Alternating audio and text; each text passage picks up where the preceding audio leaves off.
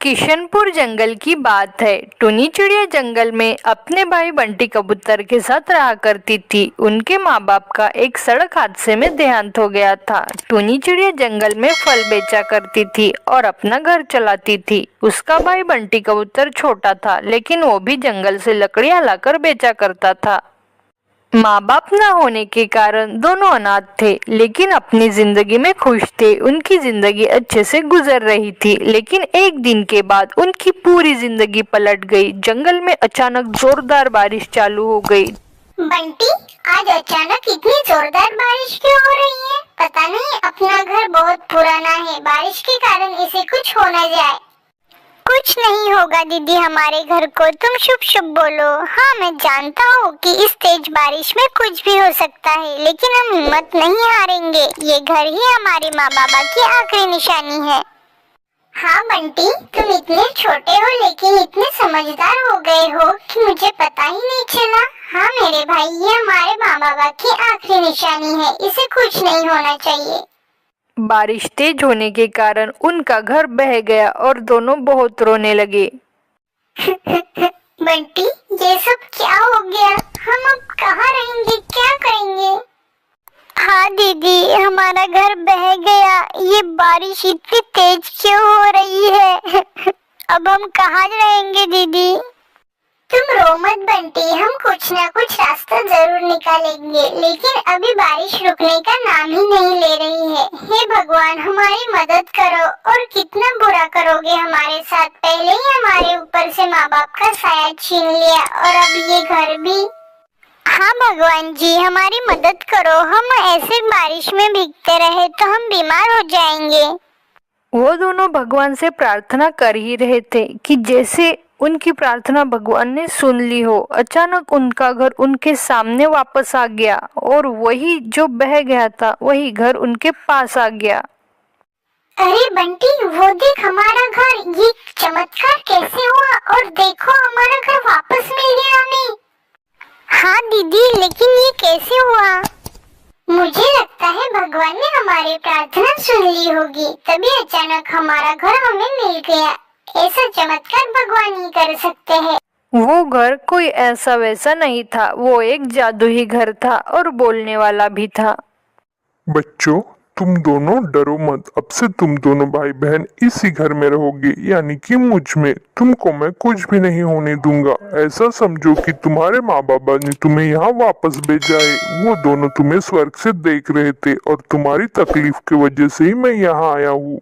आओ, जल्दी से अंदर आओ। देखो मैं कितना मजेदार हूँ। बारिश में इतना भीगोगे तो बीमार हो जाओगे। हाँ हाँ, हम अभी आते हैं। फिर क्या था, वो दोनों भाई बहन घर के अंदर चले गए।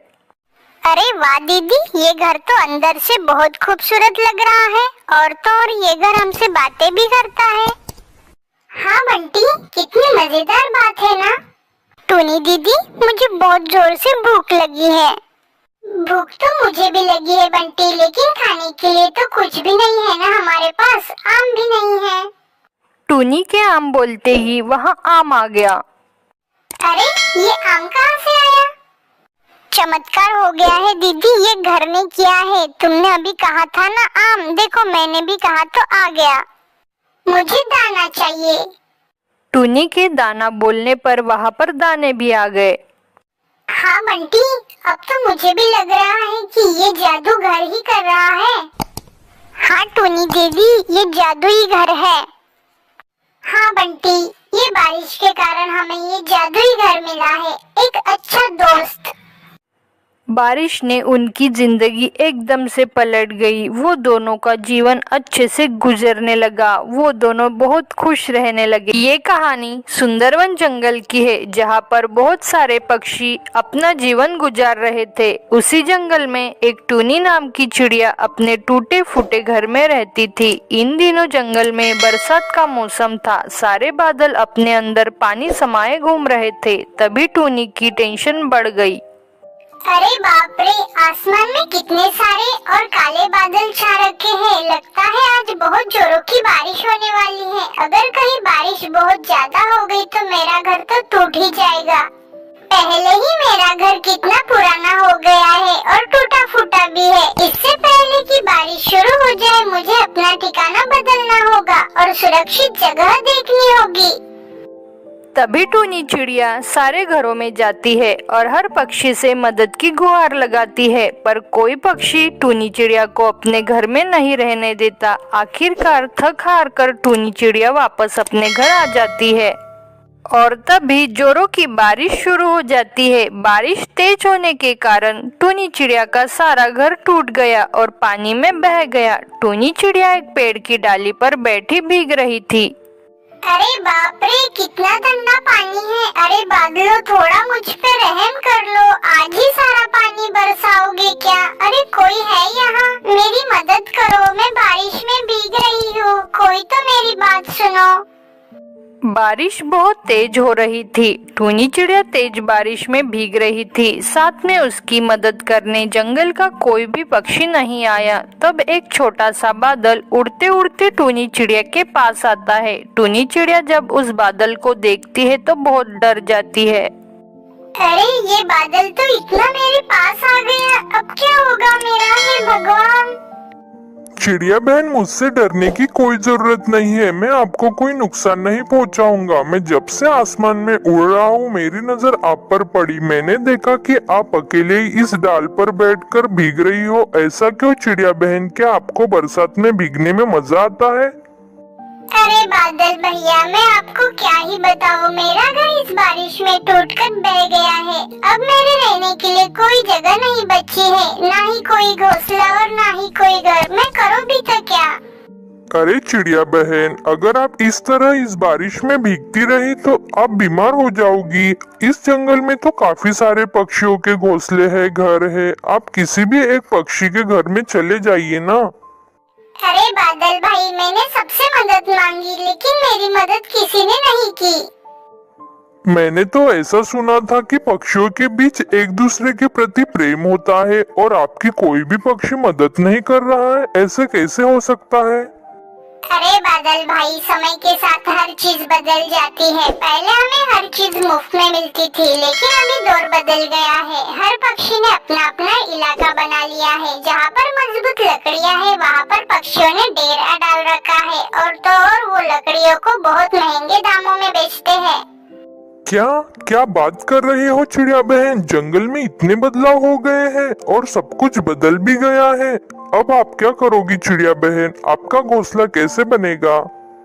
क्या पता बादल भाई, लगता है मेरे भाग्य में यही सब लिखा हुआ है। बचपन से कोई सहारा नहीं मिला और ना ही किसी ने हाथ थामा। अब तो ऐसी समस्या से निपटने की आदत सी हो गई है। चिड़िया बहन, आपको इस तकलीफ में देखकर मुझे बहुत तकलीफ हो रही है। आप एक काम करिए, आप मेरे ऊपर एक छोटा सा घर बना लीजिए। अरे बादल भाई, ये कैसे संभव है? हाँ चिड़िया बहन, ये सब संभव है। लेकिन ये सब बहुत मुश्किल होगा ना? हाँ मुश्किल होगा, लेकिन नामुमकिन नहीं। आपके लिए मैं लकड़ियाँ इकट्ठा करता हूँ, मेरे ऊपर एक घर बना लेना। ऐसा करने से ना ही आपको बरसात में तकलीफ होगी और ना ही आपको गर्मी लगेगी। आपका जीवन एकदम अच्छे से बीतेगा और इसी तरह मुझे भी आपका एक साथ मिल जाएगा। हम दोनों मिलकर बहुत मस्ती करेंगे। बादल की ये सारी बातें सुनकर चिड़िया के मन में एक उमंग सी जग जाती है और वो उसी बारिश में एक एक करके सारी लकड़ियां बादल के ऊपर रख देती है। फिर जैसे तैसे टूनी चिड़िया उस बादल के ऊपर एक बांस का घर बना लेती है और उसमें रहने लगती है। फिर बादल टूनी चिड़िया को लेकर आसमान की तरफ निकल पड़ता है। तो चिड़िया बहन, कैसा लग रहा है आपको बादलों के घर में? आपको मजा तो आ रहा है ना? सच में बादल भाई, मुझे यहाँ बहुत मजा आ रहा है। आप बहुत अच्छे हैं, आपका बहुत बहुत धन्यवाद। तो बच्चों, कैसे हो? अगर आपको हमारी कहानी पसंद आई हो तो प्लीज एक लाइक जरूर करो और ऐसी कहानी देखने के लिए हमारे चैनल को जरूर सब्सक्राइब करो। पूरी वीडियो देखने के लिए आपका धन्यवाद।